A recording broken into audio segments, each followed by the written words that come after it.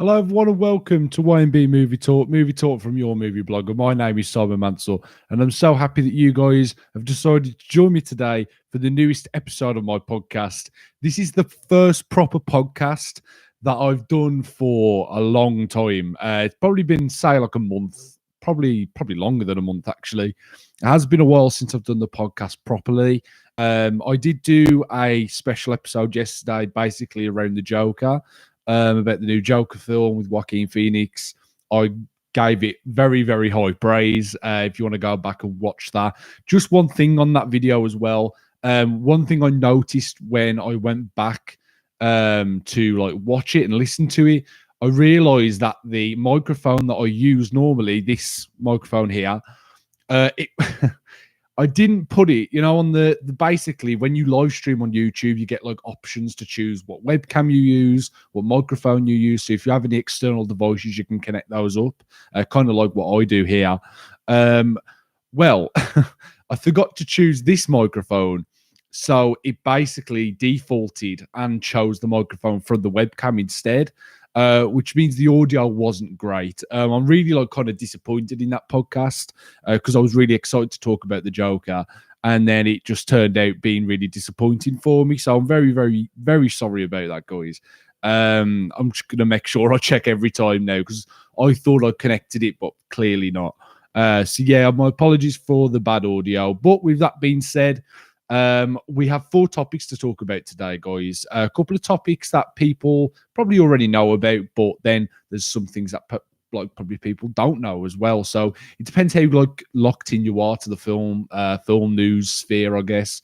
But there's a lot of things to talk about today, guys. The first thing that I want to talk about is a film that I was supposed to see a long time ago. I booked tickets and everything for it. That film is It Chapter 2. You've probably seen it in the thumbnail and the title as well. I'm going to be reviewing the film today on the show. That's the first topic I want to talk about. But this is the reason why I didn't do my podcast for so long. I felt really ill. I'm just going to say it because I guess it's kind of funny. I had really chronic diarrhea. I know it's kind of disgusting, but I had really chronic diarrhea for like a week. I was really dehydrated, felt like absolute shit. So basically, I had no energy to do any podcast or anything. Well, on the day that I fell really ill, like the worst of it, was the day that I booked to go and see It Chapter 2. It was probably like a couple of days after it came out. So I was really buzzing for that, and then I fell ill, so I couldn't go and see it. So that really sucks. So it's took me all this time to go and see the film. Thankfully, I have Odeon Limitless, which if you don't have Odeon Limitless, guys, please, I recommend you definitely get Odeon Limitless. It is absolutely fantastic. I know a lot of other places do it as well, like Cineworld doing an Limitless type of thing. I don't know if Showcase do. I know they have the insider cards, but I know they don't get you like a free admission into the cinema. Odeon Limitless for me is fantastic. It's for the full. I've got like the full year subscription. So basically, if I wanted to go and watch a film right now, I wouldn't have to worry about the money for that. I could just go and just watch a film. So I'm not plugging it or anything. I'm not getting paid by Odeon. Make that very clear. I'm not getting sponsored by Odeon or anything. But definitely is a recommendation. If you're a hardcore film fan, there's a lot of films that you want to go and see. I would definitely recommend getting an Odeon Limitless card, 100%. Right, okay. Away from all the jumble and babble, let's get into the first topic today, guys, and that is talking about It Chapter 2. Like I said, a film that I've wanted to see for a long time. Probably my second most anticipated film of the year. Besides Joker. I'd probably say Endgame, actually. I'd say Endgame was my most anticipated film of the year. Then I would have gone Joker, then It Chapter 2. So though, like, it's in my top 3 most anticipated films of the year. The first one was incredible. I've said it many times on this show. For me, it was probably... It's hard to say because I'm a big fan of like foreign horror as well. Films like Martyrs. If you've not seen Martyrs, definitely go and see Martyrs. It's fantastic. Really brutal though. So if you're not really a big fan of gore, then probably stay away from it. But more mainstream horrors as well, like The Conjuring, I thought was fantastic. There's loads of films like that, guys. Ouija, Oculus. There's loads of great horror films that have come out over the past, say, like 5-6 years. A bit of a like horror renaissance. But for me, the best of all those films was the first It that came out like 2 years ago now, which is crazy. It feels like it came out yesterday. It's gone so fast. So yeah, It Chapter 2 comes out to a very mixed reception. I was quite surprised at the mixed reception, to be honest. Judging by the quality of the first film, I was expecting this film to be one of the best films of the year. Again, as it's the same team, Andy Muschietti, Gary Doberman, you get like a lot of the cast back from the original film, as well as a lot of new cast, which the cast seemingly looked perfect. The casting for the older actors compared to the younger actors, the casting was fantastic. So there was a lot of positives going into the film. There's a lot of things that really stood out to me as really good things that looked for It Chapter 2. And, coming out of the film, what are my first reactions from it? Well, I'm very disappointed in this film. Now, when I say disappointed, getting notifications on my laptop, great.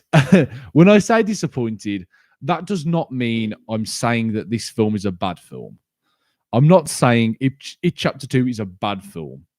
It's not even a decent film. It's a very good film. Very good film. However, there definitely are issues with this film.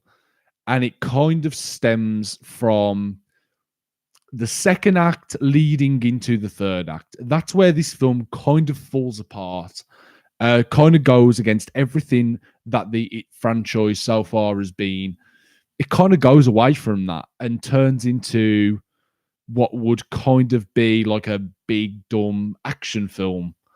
And it doesn't really fit the tone of the rest of the film, and it really takes you out of it. So that is one of the, like, as just a starting statement about It Chapter 2. Very good film. I enjoyed it. However, very, very disappointed in this film. I was obviously I had such high expectations. It's not like a Joker situation where I had these high expectations, went to watch the film, and it's one of the best films I've seen for years. It's not like that with It Chapter 2. It's definitely a film that's my expectations was so high, and it's just kind of dropped. The quality of the film doesn't match the expectations I had for the film. Maybe that's a problem I have, but then again, I'm going off the quality of the first film with the same team behind it. Obviously, I was expecting similar quality, and we didn't get that. There's a lot of hokey things in this film and a lot of cheesy moments that really take you out of it, but I'll get into those in a bit. This review is going to be non-spoilers. I'm not going to spoil the film. It's not like Joker where I had this big discussion talking about certain things in scenes or anything like that. I'm not going to go into that much detail because I don't want to spoil it for people who haven't seen it, even though it's been out for a month and a half. I still don't want to spoil the film because I know some people haven't seen it yet, and if people want to, I don't want to be responsible for spoiling the experience. But definitely there are issues with the film. Starting off, the first thing I want to talk about is the cast. The cast are the best thing in this film. The cast, the acting, the performances, everything. The direction is flawless. The performances are incredible, from the younger actors through to the the grown-up cast as well. Bill Skarsgård is incredible as Pennywise. I know there's been a lot of digital enhancements there. I know obviously a lot of it's through like visual effects when, later on in the film and he becomes what he becomes. There's a lot of visual effects in there, and that kind of helps to make the character kind of what it is in a way. But this character would not work without Bill Skarsgård. That's 100% clear. He's born to play this role.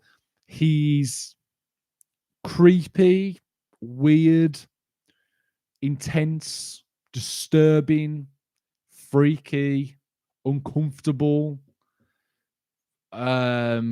charming as well. He's everything you want from a good villain. And the thing with Pennywise, what makes him so intense, it's like I said with the charm, the inviting you in. Skarsgård performance really draws you into the character, and that's where the horror really comes from, and that's where the scares come from in this film. It's not from the it's not from the loud bangs, which there's a lot of jump scares in this film, but I'll get into that in a bit in the negative section of the discussion. But definitely his performance, it shines through in every single scene he's in. Right from the opening scene, you're on edge whenever he's on screen. He just puts you on edge. He's so chilling and commanding in every single scene he's in. It's an incredible thing to see. He's definitely brilliant. I'm not saying it's like an Oscar-worthy performance or anything like that, but as far as like horror villains, he's right up there for me. Pennywise, Bill Skarsgård, he's incredible in this role, and I'm kind of sad that we're not going to see any more of him because he really is fantastic in this role, and I'm really excited to see what he does next. Everything as well with the older cast. James McAvoy playing the older Bill. You've got Jessica Chastain in there playing an older version of Bev. It's incredible. Bill Hader is fantastic in this film. The acting, the way that they cast these characters, they bring their own style to the characters, but also you see the innocence in there from the younger cast. So you can definitely see that they kind of watched each other in a way. You can tell that that's happened. You can tell that the older cast have studied the younger cast's performance. You can 100% see that because from start to finish, you feel like you're watching the same people. There's no division there, even though the film at some points jumps back and forth with its structure, like its time frames. It does jump back and forth between past and present, but it's never jarring, and it's because of the performances, especially Bill Hader is incredible. Bill Hader's fantastic, and James McAvoy. But it's James McAvoy. He's brilliant in everything, and he's brilliant here as well. Jessica Chastain is incredible. Coming off a performance from X-Men Dark Phoenix, I think a lot of people was probably a little bit, skeptical if she's taking things seriously anymore. But she gives it her all in this film, and it's a fantastic performance. Away from the performances, like I said, the film is directed brilliantly. Andy Muschietti really is a very big talent, and I'll be surprised if he's not picked up by a big studio soon to do a big project. Obviously, he's already worked with Warner Brothers with the It films, so he's already kind of getting in that clan. I wouldn't be surprised if he takes a DC or Marvel film at some point, similar to what James Wan's done with Aquaman, getting that horror independent kind of director, getting his style to do a big budget film. I'd be very, very surprised if someone doesn't get him. Obviously, his perfection of horror is something to behold. The way he can build up tension, the way that he directs his actors, gets such brilliant performances out of them, the way he sets up shots, the way he sets up scenes and characters is fantastic. His understanding of this world and the characters within it really make the film what it is. And Muschietti, for me, is one of the best directors around right now. Even though, like I said, I have negative opinions about the film, especially as it gets into that third act. I feel that's more down to the story rather than the directing. So yeah, I'm very excited to see what Muschietti does next. The screenplay, there's a lot of exposition in this film. There was some exposition in the first film to kind of set things up, but I kind of gave that a pass because it's setting the world up and everything. We already know this world by now. The amount of exposition, almost every single, especially in the second act. The second act is the worst for this. The amount of exposition and kind of just handed information that we get in this film is offensive to me. It ruins the film. and it really drops the quality, especially in that second act, getting into that third act. The dialogue seems like this film was written by two different people. The first act carries on the style of the first film, very intense, a lot of suspense, a lot of kind of thriller elements in there, but also a little bit of that charm as well. The second act leans more into, right, we need to kind of start setting things up for stuff later in the film. And it's very clear that that's what's happening. Everything in the second act is just a setup, really. Nothing is employed. There's no subtlety there. Everything is just handed to you. So if you're someone who gets really bugged by exposition, like I do, then it's going to definitely be noticeable. I'd be very surprised if it doesn't bother you, because it definitely bothered me. The third act is insane. Like I said, it feels like a completely different film. It feels like a completely different film. It doesn't feel like I'm watching the same film that I watched in the first half an hour. It really doesn't. It feels like a completely different film. The film feels way too long as well. Things get drawn out and dragged out so badly in this film. The editing, I don't know whether this was like a studio thing or a director thing or an editor thing, but this film is like an hour too long. This film drags really bad. Like I said, in that second act, when they're just chucking exposition at you, it feels like they could literally cut about an hour out this film. There's so much exposition. There's so much scenes of people standing around and aimlessly talking, disguised as character building, which it really isn't. It's just plot plodding. That's the best way I can kind of put it. It's just plot plodding from the start of the second act through to the third act. It's just plot plodding continuously. The film is way too long, and if I was an editor and I was editing this film, I would have cut so much out that second act.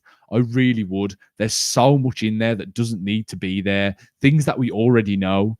I think they tried to focus. They tried to give equal screen time to each character rather than having a central focus. And I think it really takes away from the film. It really does. I know sometimes it can work to go back and forth between characters, but you should always have a central protagonist. And this film hasn't got one. Like, people will say it's James McAvoy's character, Billy. Some people will say it's Beverly. But for me, there's no one central protagonist in this film, and it becomes very hard to get emotionally invested in these characters, where you'll see a scene with them, you'll start to build that connection between them, and then you won't see them again for another 15-20 minutes. That's the problem with this second act in it, chapter 2, and it really holds the film back. The third act, like I said, is absolutely insane. The tonal difference is very, very clear. There's no suspension there. There's nothing scary there. Everything that the film built up just kind of felt flat.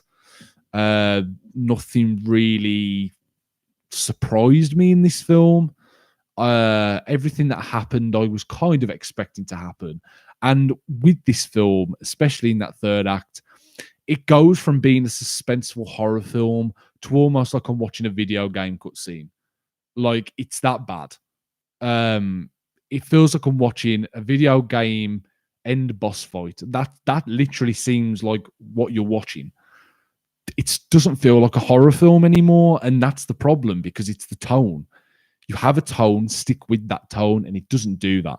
So that's definitely a big issue.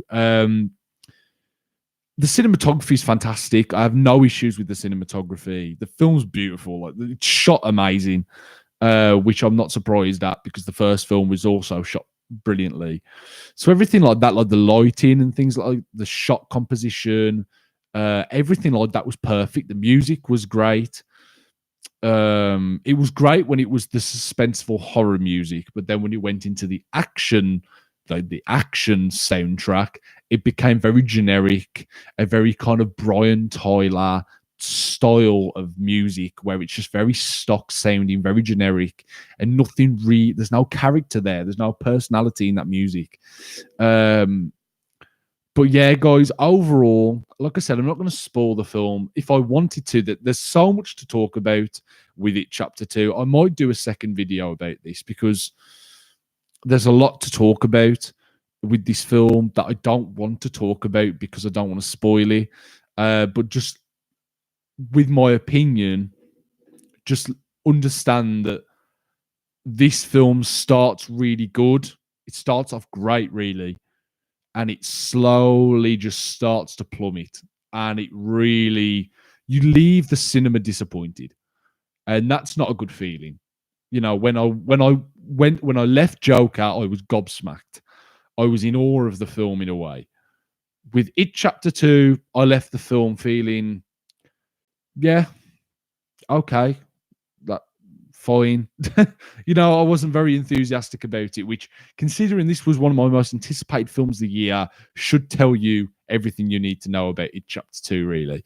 Right, anyway, away from It Chapter 2, let's get on to the second topic. But before we get into the second topic today, guys, please let me know your thoughts about It Chapter 2. If you've seen it, put it in the live chat, and at the end of the show, we'll have a little discussion about it. Also, guys, for those of you who are watching, if you want to get any questions, any movie-related questions to the show, if you want to get anything like that in, then please put them in the live chat, and I'll answer them. Whether it be a movie question or anything. Anything related to film or the podcast or my personal things that I like to do, any hobbies I like to do, anything like that, just put them in the live chat, and then if I can get to them, I'll get to them at the end of the show. But yeah, guys, moving on to that second topic today. The second topic today, guys, is kind of leading from It Chapter 2 into Joker. Joker has become a box office sensation, which is not surprising. The film's obviously garnered so much attention, so much controversy. The film has definitely outperformed what WB was expecting, 100%. If they say that it didn't, then they're lying. I think a good estimate for this film definitely would have been about 50-60. That would have been a very realistic expectation for this film. However, it didn't make $50-60 million on its opening weekend. Guys, Joker on its opening weekend has made, I can't even believe this is happening, $96.2 million on its opening weekend.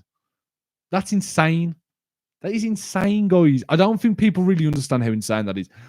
I think we've been so caught up nowadays in this blockbuster phenomenon of films like Avengers Endgame, Star Wars, Jurassic World, opening to these astronomical numbers, that when we get a film like Joker opening to $96 million, no one bats an eyelid. But you have to realize this film is made for barely anything. For a comic book film, Joker is made for like 50 million. Like 55 million, I think his production budget was. Marketing, all that. This film probably cost near to 100 million. It's made that in its opening weekend. That's incredible. That is absolutely incredible. I don't think people, like I said, I don't think people actually understand how monumental that is for Warner Brothers. This film has outperformed Justice League. Joker, a standalone Joker film, outperformed Justice League. Now, I know Justice League criminally underperformed. I understand that. Like, Justice League made about 93 million on its opening weekend. I think it was released in like November of 2017, I think. So it made a lot. But for Justice League, they didn't want a $90 million opening weekend. They wanted a $200 million opening weekend, and it didn't happen. It didn't happen. They wanted a 150, 200. That was their goal, 100%. And it didn't do that. Joker has outperformed Justice League in its opening weekend. That's insane. If you would have said to someone 3 years ago, oh, they're going to do a standalone Joker film and it's going to outperform Justice League at the box office, I think most people probably would have laughed. Most people would have told you, you're an idiot. shut up. You don't know what you're talking about. Leave me alone. But we're here in the moment, and Joker has outperformed Justice League. Not only that, guys, but it's the highest box office opening weekend of all time in the month of October. So that's huge as well. So we've got Joker breaking records, shocking everyone with its box office takings. Now, people probably don't care about box office takings so much because they're not really into that, way of thinking about films. Like some people will just watch film, that's it. That they don't think about anything else. But for those of you, I'm guessing if you're watching this show, then you're probably interested in film. So for Joker to have made that much, if you know anything about box office, that is huge. That's a lot. This film, I think, could end up making 800 million. I think 800 million it could make worldwide. Obviously, I'm in the UK. I'm not from America, so the UK opening weekend doesn't really count towards a US produced film. You have to look at the US opening weekend. So all in, I think it's made like 120 million worldwide so far. That's so good. Film's literally been out a couple of days. It's literally been out less than a week, and it's already made over 100 million. Huge props to the film. It deserves it. It deserves the success that it's getting. I'm surprised that the critical reviews for this film have been as low as they have been. It's not put like bad critic ratings or anything like that, but the film hasn't been received as positively as I think it should be by critics. But that's just my opinion. I know most audiences love the film. So I think, again, this is going to be one of those films that divides critics and audiences. But the best way for an audience to show their support for a film is through the box office takings. I think this also is a huge step for film, for the superhero genre as a whole. This is huge. And I think one of the reasons why it's so huge is it shows the studios, whether it's Disney or Warner Brothers or whoever it might be, that own these properties. It shows them that you can do standalone films and it still be successful. Not everything has to be a cinematic universe. We're so into this culture right now, the Marvel formula. Everything has to be connected. Everything has to be in a shared universe. Everything has to be, have connective tissue between each film. And it doesn't have to. It doesn't have to do that. Some films, some properties can work as standalone films. Not everything has to be connected.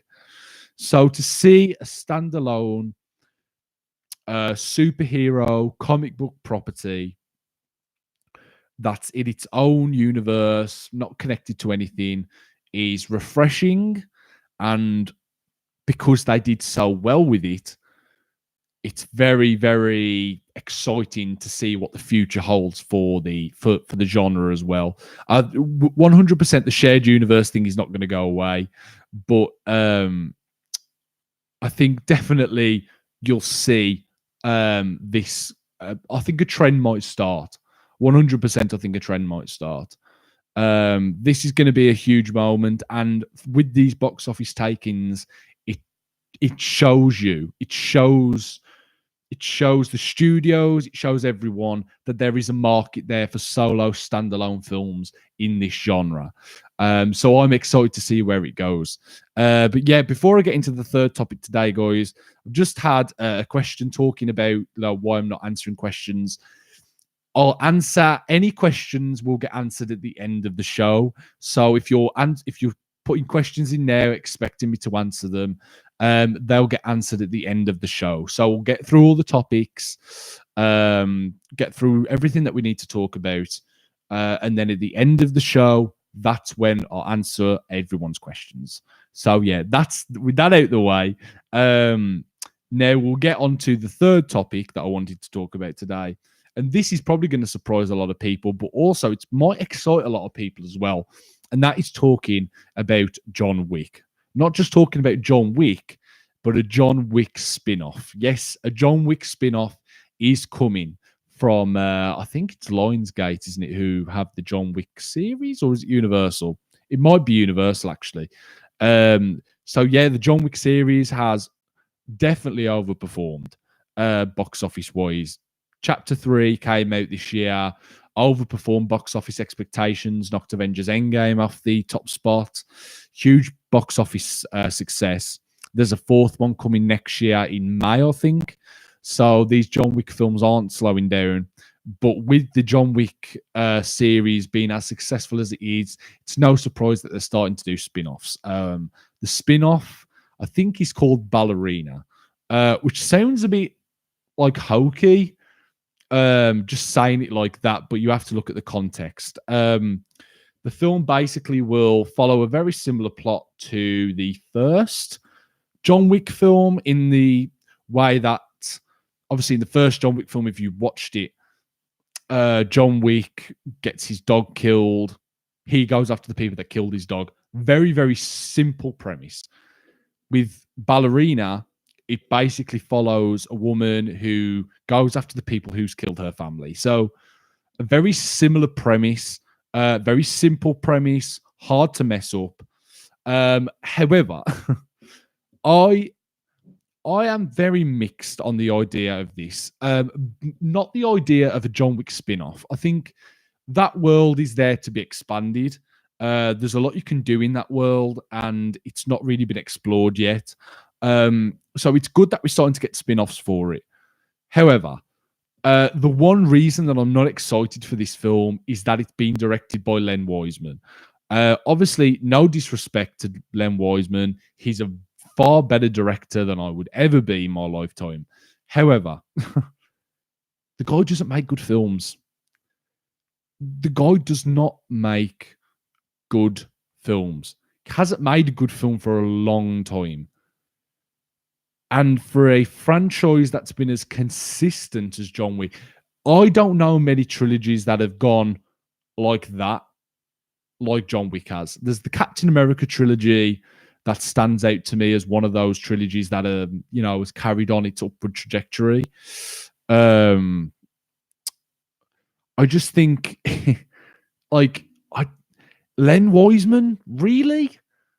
Like, the guy who directed one of the worst Die Hard films, Live Free or Die Hard. Okay. The guy who directed Underworld. Okay. The guy who directed the Total Recall remake. Okay. Why? Why are you picking this guy? If this franchise has been so successful and has been such a strong success for the studio, why on earth are you getting Len Wiseman to direct a spin-off? If you want to set up like a John Wick cinematic shared universe with all these spin-offs and whatever, there might be, why are you giving it to a director who has a very bad track record? Why are you doing that? It just seems like they're kind of doing a lazy cash-in off the John Wick name. I think if they really cared about this spin-off, they would have had a better director behind it. And I think, listen, like I said, no disrespect to Len Wiseman, but I don't look at the director of Underworld, Die Hard 4, Total Recall. He's directed some awful films, guys. It's not like I'm just banging on here. The guy is literally, the only feature films that he's ever directed are all of the Underworld films he's done. Die Hard 4 and Total Recall. Those are the only films he's done. Why are you getting a director that has never made a good film? Why are you getting him to do a John Wick spin? Like, this is what I'm saying. The idea of a John Wick spin-off doesn't bother me. I'm not really I enjoy the John Wick films. Don't get me wrong. I enjoy the John Wick films, but I'm not like a John Wick aficionado. Like, I don't go to sleep at night thinking, oh, can't wait for the next John Wick film. But it just seems like a really weird appointment to make. it's like a football team. Like you've got, I don't know, you're the manager of Manchester City, for example. Pep Guardiola leaves Manchester City, and then you bring in Tony Pulis to manage Manchester City after Pep Guardiola. Yeah, not really the best idea if you want to continue success. You need to get someone of equal quality. I think Tim Miller could do a great job. Tim Miller would be a fantastic choice, thinking about it. Coming off the Deadpool films, he's got the Terminator Dark Fate, which looks really good, actually. It's kind of surprising. How, like, how has this happened? How has Len Wiseman got this? I can't get over this, guys. It's really surprised me that they chose Len Wiseman to direct this film. Whether he was the one who come up with the idea, maybe, I don't know. Whether he's got like a really good idea and studio were like, we have to do that. This is the guy we want. This is the guy that we want to carry this film on. Whether that's the case, I don't know. But from the outside looking in, going off his track record, this isn't like a subjective opinion. This is like objectively across the board. These films, with the majority of people, have been very unsuccessful as far as the way that these films are received. Obviously, there'll be fans of these films. I'm not saying that the films have no supporters and the films have no fans and people who don't like these films. There are people who do like the Underworld films. There are people who do like Die Hard 4. There are people who do like the Total Recall remake. But on the vast majority of people, they don't like these films. So for a series that's been so successful and consistent, I find it very concerning that they've got a director who is the epitome of inconsistency. That's my opinion on that. Please leave your thoughts in the comments about what you think about Len Wiseman taking this spin-off of John Wick. Do you think there should even be a John Wick like spin-off? Do you even think this is going to work? I kind of think it might do if they had a better director. So we're just going to have to wait and see how that goes. I'm excited to see what happens there. But yeah, guys, if there's any updates, happening with this film, make sure to stick here and I'll keep you all updated with what's going on.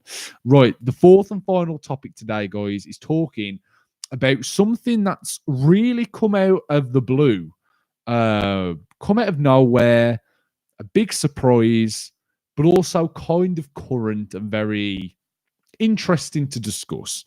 We all know that the MCU started with Iron Man. Great success, brilliant film. Robert Downey Jr., perfect casting, right? Second film that comes out, The Incredible Hulk, starring Edward Norton. Didn't really live up to the same standards as Iron Man. I think it's decent, but I will say I think it's the worst film in the MCU. That is definitely something I'll agree on. I just think, personally for me, yeah, no, not the best. It has positives in there. Don't get me wrong. I'm not saying this film is awful. I think a lot of the drama, like a lot of the dramatic elements, are kind of interesting. I think the music is incredible. The music, the original score by Craig Armstrong is one of my favorite scores of all time. It is amazing. But the overall quality of the film is really poor and it's dated. The structure of the film is very dated. It doesn't really fit into the MCU as we know it today. It's always seen as the film that you can miss. Like if you're going to do an MCU marathon, the one film that you don't really need to see is The Incredible Hulk, which is sad, but it is what it is. With this film, right, you had Edward Norton, very popular actor. I think he got nominated for an Academy Award. Very successful actor. Comes in, gets the role of Bruce Banner, decides he's going to do a Hulk Hogan and play creative control, right? And I'm going to appreciate people who get that reference. And if you get that reference, please put it in the live chat because that'll actually be really cool if you get that reference. But yeah, Edward Norton comes in, plays his creative control card, does rewrites on the script that he didn't get credit for. Zach Penn got the full credit for the script. However, when he came in, he decided to take this concept of the Incredible Hulk and kind of wanting to do his own thing with it. And it's been revealed Edward Norton has actually discussed what he wanted to do with the Incredible Hulk. Basically, what he wanted to do was to do a very Chris Nolan-esque Batman Begins, Dark Knight kind of story with the Incredible Hulk. He wanted to do this. He wanted there to do like a 2-film story arc with the Incredible Hulk, with the first film being this origin story that just like explores Bruce Banner and who he is as a person. Then kind of, what happens with him becoming the Hulk and how that affects him. And then the second film would basically be about him trying to find the cure for his disease. To, the guy who's always walking the line, who's always on the edge, basically. That's the story that he wanted to tell. So it would go into things with him not having like almost this dual identity, really getting into the Jekyll and Hyde kind of thing. Sort of what we're seeing now, actually, with Ruffalo, how the character kind of split for a long time, and then they kind of come together and almost become one. That is kind of what Edward Norton wanted to do with the character and what he wanted to take that character in.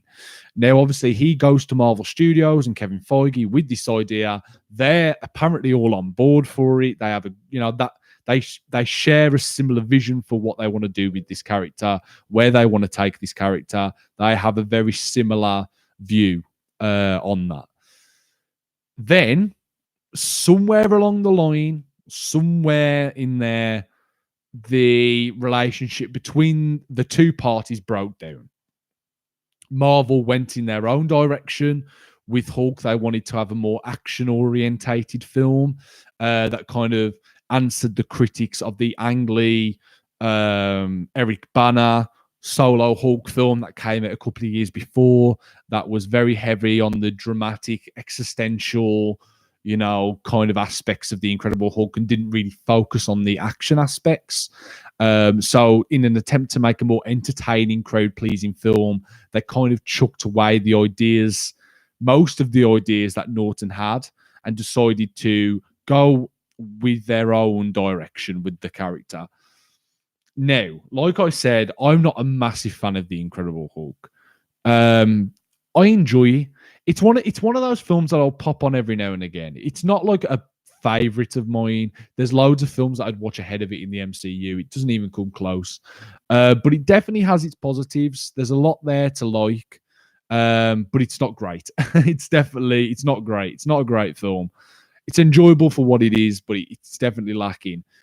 I think one way that they could have made the film better, and I've always thought this because the best parts of the Incredible Hulk are not when you have a big CGI green, fake-looking monster fighting another big CGI monster. That's not the most entertaining part of Hulk for me, of the Incredible Hulk. The most entertaining parts of that film are the scenes in Brazil with him trying to find a cure, him trying to control his anger, trying to not get into stressful situations. That, for me, is the most entertaining aspect of the film. That's the most entertaining aspect, really going into the character of Bruce Banner rather than the alter ego that he is of the Incredible Hulk. That's the weakest part of the film, is when the Hulk's on screen in a Hulk film. It's the worst parts of the film for me. The best parts are the quieter moments that he has with Betty, even though I don't think Liv Tyler was very good in the film, but the concept and the idea and the way the film was edited and performed was decent. Really kind of interesting. that all those scenes really got me and really interested me. And then it all just get ruined by a big stupid CGI fight. So in a way, I think for that time period, like it's okay looking at it now and saying, thank God we got Ruffalo. That Hulk film was terrible. You know, all this Edward Norton's an interfering cunt, like all that. But when you really look at it, I think the vision that Edward Norton had for the character is a lot more interesting than the vision that Marvel Studios at that time, remember, at that point in time, I think the character that Ed Norton wanted to discover was way more interesting than the film that we actually got. I do feel that if it was up to Norton and if, say, he was a producer on the film, I think we could have got a better director in. I think Louis Leterrier is a very one-note director. He's an action director. That's all he knows. That's what he's best at. He's not very good with characters. He's not very good with story arcs. He's not very good with emotion.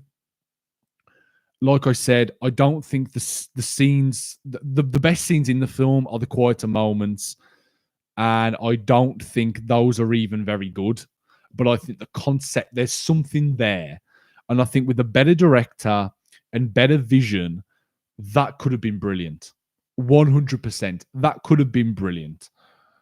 But we didn't get that. And I feel if Norton was given the reins to be a bit more creative, to be a bit more involved, I think we could have got a very, very special film there. A very special film. Not just the first one, because obviously he had ideas to make two. I think we could have got a very interesting series of films. You know, it's that old saying, you know, in a parallel alternate universe, that's what happened. We didn't get Ruffalo. We carried on with Norton, happy days, all that. But obviously, the universe we live in, it didn't work out like that. The two parties couldn't decide what they wanted to do. And we ended up getting probably the worst film in the series. Like some people say Thor: The Dark World. For me, there's a lot better in Thor: The Dark World than there is in The Incredible Hulk. Just even visually. I know the film's like 5 years older, but that's no excuse. Like the CGI in Iron Man was flawless. It still looks flawless now, except from the third act. But most of the CGI in Iron Man is flawless even now. So I'm not having that excuse of, oh, it's 5 years older and all that. No. The film's not great visually. And I think with a better vision, this film could have been really special. Let me know your opinions on this. Do you think it could have turned out differently if Norton was given a bit more creative control? What do you think of Norton as the Hulk? Do you think he was a good actor to play that character? Do you think he's better than Ruffalo? Please leave your thoughts in the comments. Right. Now, topics are over and done with. Now we can get to the questions. So we have a couple of questions. Right. Most of these are from James Evans, who I do know. So these are going to be very fun to answer. Right. First question that he sends in.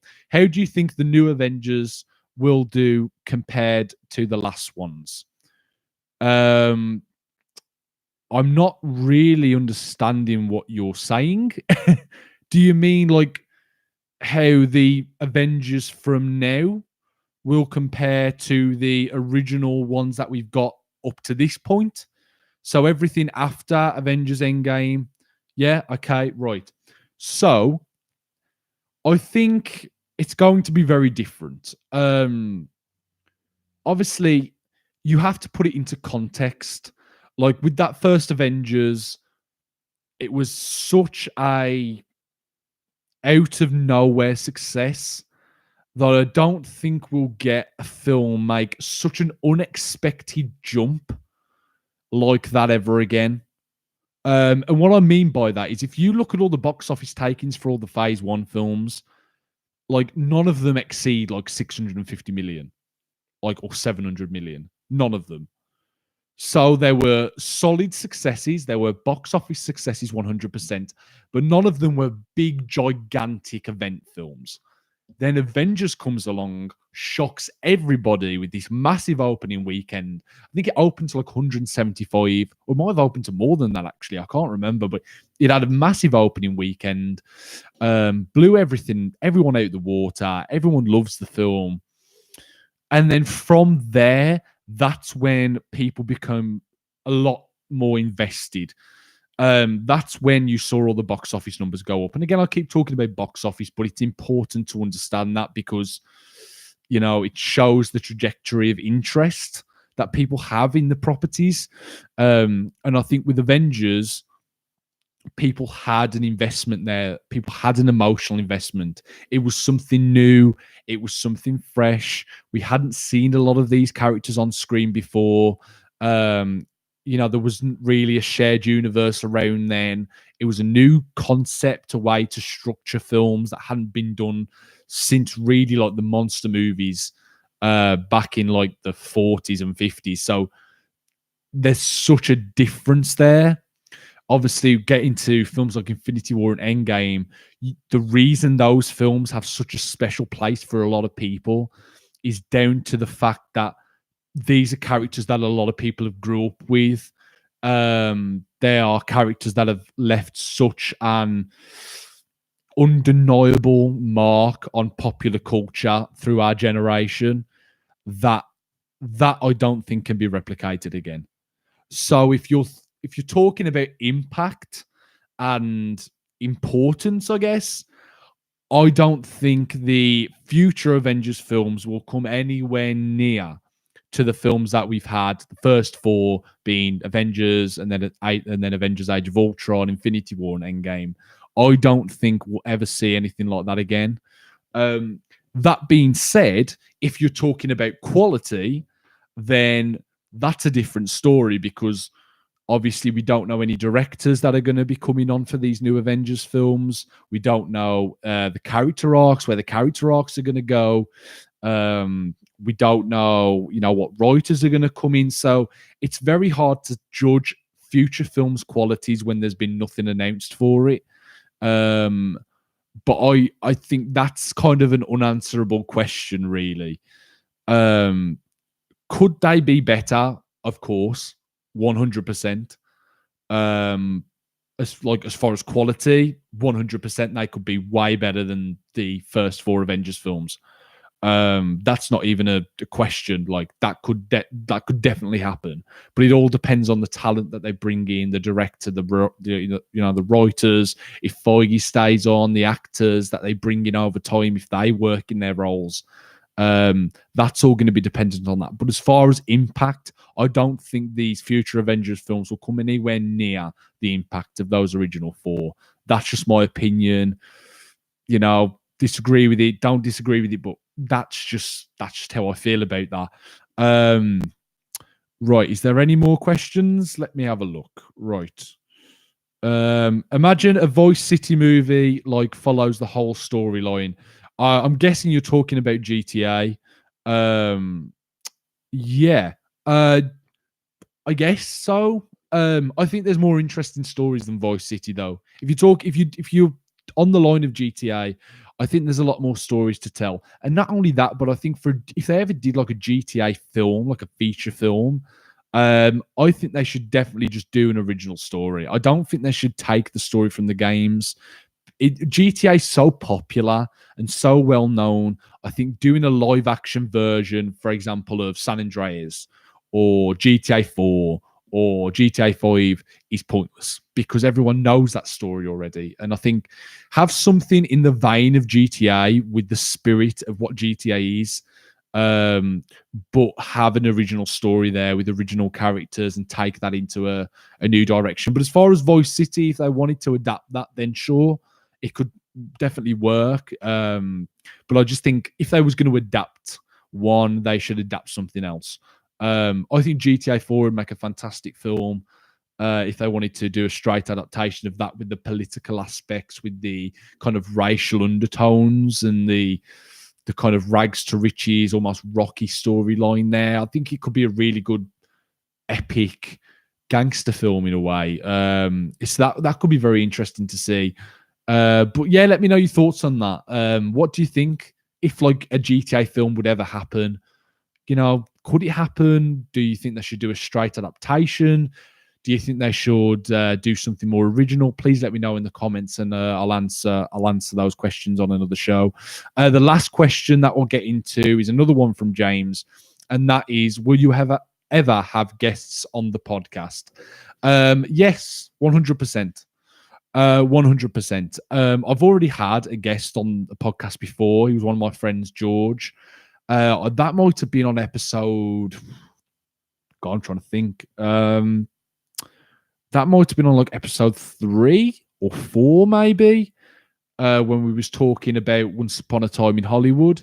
So I have had guests on, but they have to be the right guests. I'm not just going to have any old random person on. They have to be someone who has a knowledge of film and has a love for film and an understanding, and can show me that they understand film and have a concept of what's going on and will take it seriously. I'm not just going to have random people on just because if they're my friends, or you know, if they're just asking me, like random people asking me, can I come on the show? No. No. If you have something interesting to say, if you have an interesting opinion on something and you wanted to get it out there, then 100% that would definitely be something that would interest me. But it all depends on the person and what they wanted to actually get out of the podcast. If they wanted to just come on and act like a fool, then no.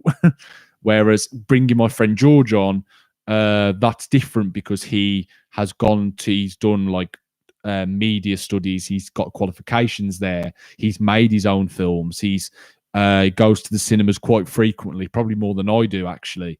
He has a deep knowledge and history kind of understanding of film. So having him on was a good kind of contrast there. But again, like I said, it all depends on the people. You know, that's just kind of where it is, really.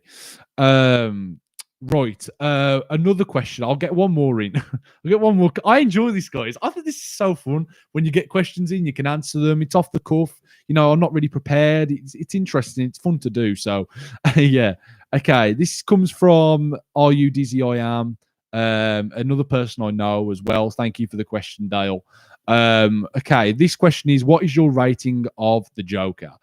I gave, well, out of 10. Ooh, right. 10. 10. Simple. Like I said on my podcast yesterday, this is one of the best films I've ever seen in a cinema. Like, and that's going to surprise people. Again, it all comes down to personal preference. But for me, I'm so picky with films, and anyone who knows me will tell you the exact same thing. I'm so picky, it's unreal. So, like, for me to say that there's no standout negatives about a film is huge praise, because I'm one of the most pickiest people that you could ever imagine. I'm kind of annoying to watch a film with because I just pick at it. So like that bothers some people, and it kind of bothers me. You know, but no, Joker for me is flawless. The acting, the directing, the cinematography, the editing, the screenplay, the music, everything. It's flawless. It is one of the best. Like I said, it's probably the best film I've seen since 12 Years a Slave. Like in cinemas. 12 Years a Slave was such a visceral experience. It's the best film I've ever seen in a cinema. Like, as far as a film goes. Now, it's not my favourite film I've ever seen in a cinema. That would either be Deathly Hallows Part 2 or Endgame. But as far as the best film I've ever seen that in cinemas, that's Endgame. 100%. Not Endgame. Sorry, not Endgame. That's 12 Years a Slave. So for me to say that Joker is the best film I've seen in cinemas since then, that's huge praise. So for me, yeah, it'd be a 10. I don't give tens very often. I don't give tens for many things, whether it be games or music or anything. But with Joker, it's a 10. I can't like say anything more than that. That's what it is. It's a 10. One last one as well, asked by James Evans again. The backlash of the film, what do you think? So I'm guessing you're talking about the backlash of Joker, the controversy it's got. Again, a lot of these things I spoke about on the podcast yesterday, but I'll definitely go over them again if people want me to. I think that it's ridiculous. It's just, it's so frustrating. The controversy that Joker's got for me is down to people not expecting what they got.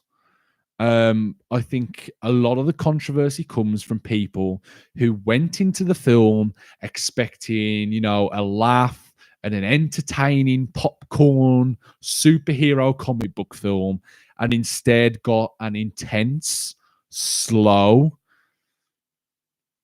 very emotional, gripping thriller drama. Like it's not what you'd expect, but I'm so happy we got what we did because it's so different.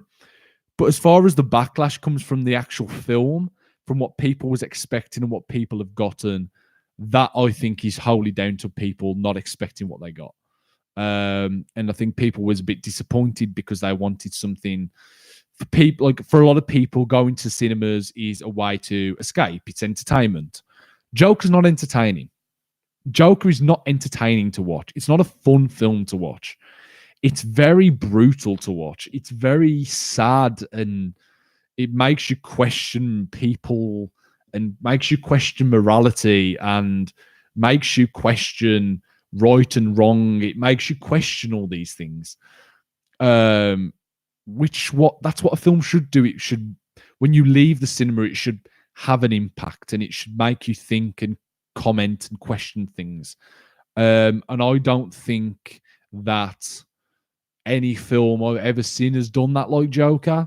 So in that sense, that's the backlash of the actual film. On other things, the violence, I think the backlash there again is ridiculous. There's been a lot more violent films that have been released that have been way more successful than Joker. Passion of the Christ is one of the most violent, visceral films I've ever seen in my life. And that film is way more gruesome, way more violent than Joker. Way more. They're not even on the same wavelength. They're not even on the same spectrum. And Passion of the Christ is one of the most highest rated, highest grossing films ever, as far as an adult oriented film, like a 15 rated or like R rating if you're American. It's one of the most violent films ever. And that film made over 800 million, I think. So yeah, the violence, nah, I don't get that. That's ridiculous. The film isn't even that violent. Like, it genuinely isn't. Yeah, you get some people get shot in the head. I just completely just headbutted that with my nose. I just realized I did that. Some people get shot in the head. Okay. Whatever. Seen that before. Someone gets stabbed in the neck. Okay. Haven't seen that before. It's not like the Joker with all this talk of how violent the film was, I was expecting the Joker to fully go, Silence of the Lambs, Buffalo Bill, levels of gruesome skinning people and dissecting their organs. That's what I was expecting from this film. And it's not even like that. It's very tame violence. It's not really violent. The film's just so intense. It's intense more than it is violent. Now, there is other things that backlash comes into with this film. One of those things is using the Gary Glitter song in the film, which I think is disgusting. So I think the backlash there is 100%, 100% valid. I think that's disgusting to use a convicted paedophile song in a big blockbuster film that's wide released is disgusting. And WB should be ashamed for themselves for putting out a product that shows support to a convicted paedophile. Now, that to me is completely disgusting, and I don't agree with that at all. And that's the only criticism I have with Joker. It's not a criticism of the film, it's a criticism of that song being in the film. Like, that's disgusting. It's disgusting. Like, it's like showing Top of the Pops or Jim Will Fix It on telly in the background on of a shot of the film. Like, no. No, that's disgusting. You can't do that. Like, why would you do that? Like, of all the songs you could pick, why pick a song from Gary Glitter? Like, come on.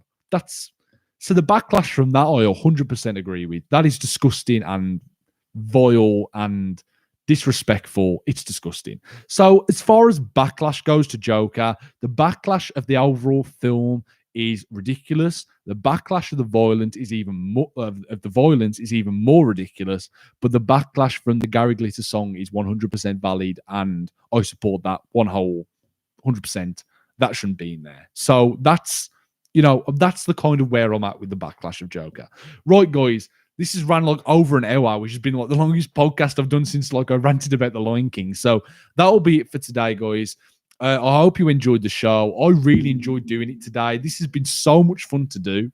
I've like really, really enjoyed it. I hope you have too. I hope I've given you some insight onto certain things in the film world that like interest you, or you may not know, but now you do know. That's why I'm here. I hope you found the show entertaining. Like, I always try to make it entertaining. Always try to have like a discussion and have something interesting to talk about. And that's what makes film discussion so fun, because there's always things to talk about with films. There's always something going on. The film business is so huge that there's always something to discuss. So yeah, guys, I've really enjoyed doing the show today. I'm aiming to do another show for Saturday, but I'll have to see. I really wanted to go and see Rambo Last Blood, but I think it's out the cinemas now. I think today was like the last day, and I chose to watch it instead. So I can't go and see that. I'll probably have to wait till that comes out on DVD to watch that. But there's a lot of films out that I want to see as well. Like, I really want to go and see Gemini Man. I want to see Judy. I even want to see that one. What's that one? That snow one with the abdominal snowman one. I even want to go and see that. I think that looks kind of fun. So yeah, guys, keep up to date for anything like that. Definitely Saturday I'm aiming forward to do the next podcast. So try and keep a lookout on Saturday. Probably be up around say 1-2 o'clock. I'll be live streaming that. So make sure to tune in, get your questions in and all that. And we can have a discussion about films on there. So yeah, until Saturday, guys, I will see you all later. Enjoy the rest of the night. And yeah, make sure to like, subscribe, share the podcast around, and I'll see you all very, very soon.